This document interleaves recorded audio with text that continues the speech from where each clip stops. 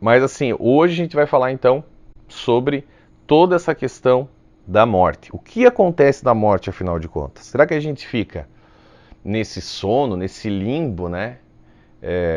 Em que a gente está ali dormindo, mas que história é essa? Mas Jesus não falou ali, né? Da questão de que Lázaro dorme, né? Paulo também menciona ali o termo, né? Não quero que vocês fiquem ignorantes a respeito do estado daqueles que estão dormindo. Então, como que é essa história, Gleison? A Bíblia está falando uma coisa, você está dizendo outra? Calma, gente. Vamos explicar direitinho isso daqui, tá? Então, olha só. Na verdade, a Bíblia ela é repleta de textos, né, que nos mostram que não existe nenhum estado intermediário entre a morte e a ressurreição. Não existe esse negócio de limbo, dormindo, sono da alma. Não, tá? O que a Bíblia nos traz, na verdade, né, é que nós iremos para um outro local em espírito, tá? E que durante todo esse processo nós estaremos totalmente conscientes do que está acontecendo. Pega a tua Bíblia, vamos entrar ali pesado agora sobre esse assunto aí, tá?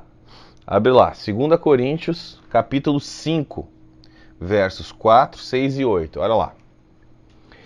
Pois enquanto estamos nesta casa, gememos e nos angustiamos, porque não queremos ser despidos, mas revestidos de nossa habitação celestial, para que aquilo que é mortal seja absorvido pela vida. Portanto, temos sempre confiança e sabemos que, enquanto estamos no corpo, estamos longe do Senhor. Temos, pois, confiança e preferimos estar ausentes no corpo e habitar com o Senhor. Gente, por favor, gente. Mais claro que isso aqui, mas a gente vai deixar mais claro que isso, tá? Mas isso aqui já está bem claro. Coloca aí a mortalidade da alma nesse verso, vê se você vai conseguir entender. Você não consegue entender. Agora, coloca a imortalidade da alma. E a gente já vai explicar o que quer dizer esse termo imortalidade da alma. Não é imortalidade absoluta. O único imortal absoluto é Deus. A Bíblia também deixa isso bem claro, mas vamos continuar aqui. Olha o que ele diz ali. Olha em Filipenses, esse texto de Filipenses aqui não tem nem como discutir. Porque para mim o viver é Cristo e o morrer é lucro. Viver é Cristo. Morrer é lucro. Caso continue vivendo no corpo, terei fruto do meu trabalho. E já não sei o que escolher. Estou pressionado dos dois lados. Desejo partir e estar com Cristo. Meu Deus! Partir e estar com Cristo. Qual é a dificuldade? O que é muito melhor. Contudo, é mais necessário por causa de vocês que eu permaneça no corpo. Convencido disso, sei que vou permanecer e continuar com todos vocês para o seu progresso e alegria na fé. Gente, né? Paulo deixa claro aí nesse segundo texto, primeiro, que ele não tem absolutamente nenhum medo da morte, porque morrer para ele seria lucro, já que ele estaria imediatamente com Cristo. Imediatamente. Né? Mas assim, pelo trabalho que ele ainda deveria fazer, realizar na Terra, ele preferiria o quê? Permanecer no corpo. A única maneira lógica, né, de a gente tentar entender que a morte parecesse lucro para Paulo, é que ele obviamente tinha absoluta certeza de que ele imediatamente estaria com Cristo após a sua morte. Logo após a sua morte, né? Se ele cresce, pensa bem, se Paulo cresce no sono da alma e ele ensinasse a respeito do sono da alma, como a igreja adventista quer que você, né, acredite, ele teria que pensar com muito cuidado ali, colocar na balança, né, se seria melhor ele morrer e esperar séculos, milênios, né, em uma espécie de limbo ali, intermediário de não existência, até a sua ressurreição, né, para finalmente ter um encontro com Cristo.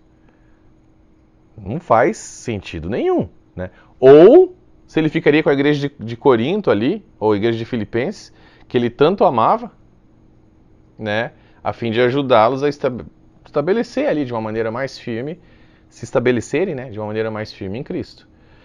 Então, assim,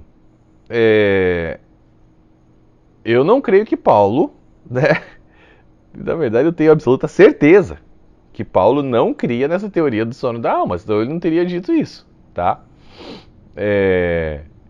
Na verdade, ele nunca poderia ter colocado a primeira opção de morrer como lucro, tá? Porque ele tinha um trabalho a fazer ali com a igreja de Filipos, né?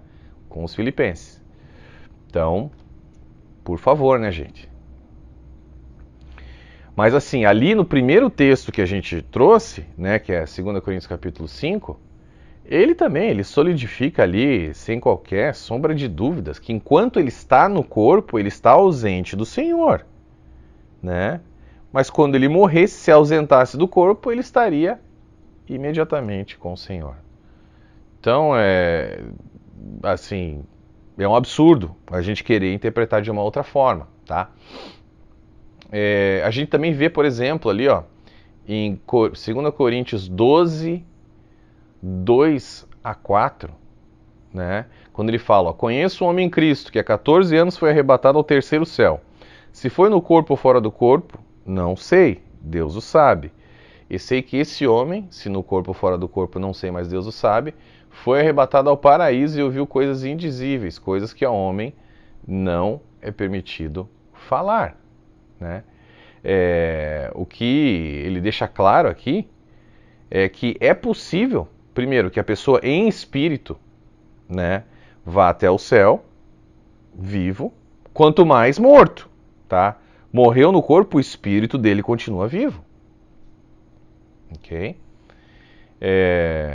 Então, assim, esses versos aí, pra mim, já são suficientes, mas a gente vai ver muito mais coisa. Calma, a gente só tá começando, tá esquentando os motores aqui, tá? Então, gente, Paulo, quando a gente começa a analisar isso, a gente vê que, por exemplo, Paulo ele era muito detalhista, né, nas suas cartas. Então, e ele tinha um cuidado muito grande para evitar que doutrinas de demônios entrassem na igreja, né? Se a doutrina da imortalidade da alma fosse uma doutrina equivocada, ele não teria falado essas coisas, tá? Ele teria tomado muito mais cuidado ao colocar esse tipo de termo, né? E assim, solidificar, tá? Filipenses, Coríntios, entre outros. Olha o que ele diz aqui, por exemplo.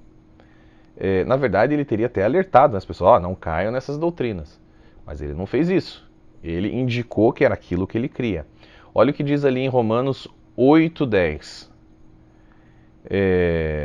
Mas se Cristo está em vocês, o corpo está morto por causa do pecado. Mas o Espírito está vivo por causa da justiça. Tá? Então, assim, o nosso corpo corruptivo, pela entrada do pecado no mundo, ele é mortal, né? Na verdade, a gente já está morrendo a cada segundo que passa aqui, tá? Agora, por causa de Cristo, o sacrifício que ele fez na cruz, o destino dos nossos espíritos já está assegurado. O nosso espírito está cada vez mais vivo e nunca morrerá, se de fato a gente aceitou a Cristo, né? Olha ali o que ele fala, olha o que Pedro fala. Olha como Pedro usa termos bem parecidos aqui, ó, com que os quais Paulo também utilizou.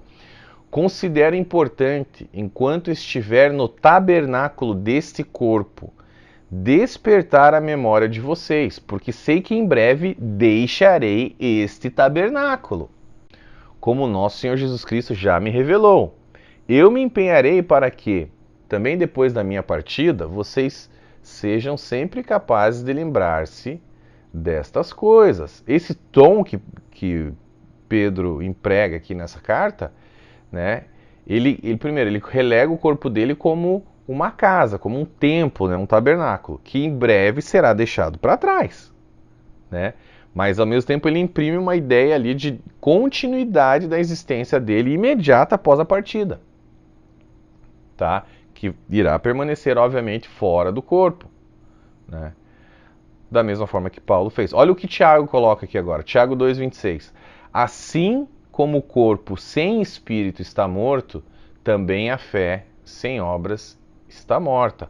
O espírito ele consegue deixar o corpo e permanecer intacto, mas o corpo não, O corpo não consegue fazer nada sem o espírito dentro dele. É o que Tiago deixa claro aqui. Se o espírito não permanecesse vivo depois que ele deixasse o corpo, Tiago teria deixado claro, né, essa mesma equivalência ali, mas ele não faz isso. Ele não faz essa reciprocidade com relação ali ao corpo, da mesma forma que ele fez com relação ao espírito. Tá? Olha o que Jesus falou, gente. Olha aqui, ó. Quando ele ressuscitou a filha de Jairo, olha o que ele disse. Mas, olha lá, Lucas 8, 54 e 55. Mas ele a tomou pela mão e disse: menina, levante-se. Agora olha o que Lucas disse que aconteceu. O espírito dela voltou. E ela se levantou imediatamente. Então Jesus lhes ordenou que lhe dessem de comer. O corpo sem o espírito está morto, mas o espírito da menina, nesse caso, voltou ao corpo, que foi ressuscitado pela ordem de Jesus. Né? Olha o que Jesus disse quando estava morrendo. Jesus bradou em alta voz: Pai, nas tuas mãos entrego o meu espírito. Né? Tendo dito isso, expirou. Cristo entregou muito mais do que o fôlego de vida ao Pai, tá? Isso a gente já sabe, né? Ele entregou o espírito dele, tá? E na verdade a gente vai falar sobre esse negócio daqui a pouco aqui, né? Porque na tese adventista, se existe de fato um sono da alma, aonde que ficou a segunda pessoa da Trindade durante 3 dias até ele ressuscitar? Até Jesus ressuscitar? Aonde ficou Jesus? Sumiu? Desapareceu? A gente vai falar sobre isso daqui a pouco, tá? O corpo dele morreu, mas o espírito dele nunca poderia ter morrido ou ficado num estado intermediário. Essa é, acho que é a maior das heresias já ensinadas pela Igreja Adventista, tá? Mas a gente tem um problema grande aí. Bom, em João 2,19, Jesus disse que ele mesmo reergueria o seu próprio corpo em sua ressurreição. Se ele estivesse dormindo ali, não teria como, tá?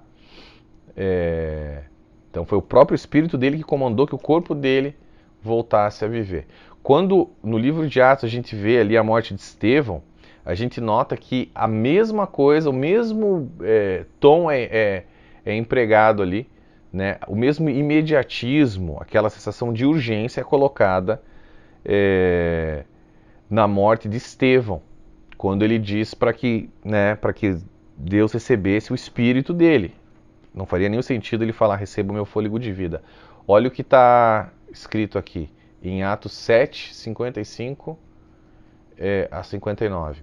Mas Estevão, cheio do Espírito Santo, levantou os olhos para o céu e viu a glória de Deus. E Jesus de pé à direita de Deus e disse: vejo o céu aberto e o Filho do Homem de pé à direita de Deus. Mas eles taparam os ouvidos e, gritando bem alto, lançaram-se todos juntos contra ele, arrastaram-no para fora da cidade e começaram a apedrejá-lo. As testemunhas deixaram seus mantos aos pés de um jovem chamado Saulo, enquanto apedrejavam Estevão. Este orava: Senhor Jesus, recebe o meu espírito. Tá? Ele estava ansioso para que Cristo recebesse o espírito dele, para que ele pudesse estar com Cristo, não para que ele receba meu fôlego de vida.